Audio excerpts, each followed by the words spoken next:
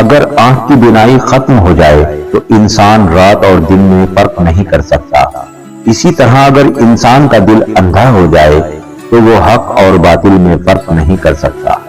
حکیم لقمان فرماتے ہیں، 3 ایسی غذائیں جو عورت کے بدصورت بدن کو خوبصورت بناتی ہیں، ایک بند گوبھی کا استعمال، دوسرے لیموں کا رس اور تیسرے پالک کا زیادہ استعمال۔ حضرت علی رضی اللہ تعالیٰ عنہ فرماتے ہیں، زندگی میں خود کو کبھی کسی انسان کا عادی مت بنانا، کیونکہ انسان بہت خود غرض ہے۔ جب آپ کو پسند کرتا ہے تو آپ کی برائیاں بھول جاتا ہے، اور جب آپ سے نفرت کرتا ہے تو آپ کی اچھائیاں بھول جاتا ہے۔ 3 چیزوں کا کبھی بھی کسی کے سامنے ذکر نہیں کرنا چاہیے۔ ایک آپ کی آمدنی کیا ہے، دوسرے میاں بیوی کی باتیں، تیسرے آپ کا اگلا قدم کیا ہوگا۔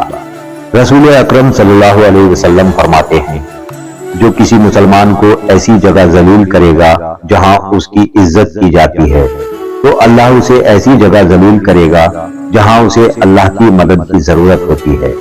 امام علی فرماتے ہیں، شہد کے سوا ہر میٹھی چیز میں زہر ہے اور زہر کے سوا ہر کڑوی چیز میں شفا ہے۔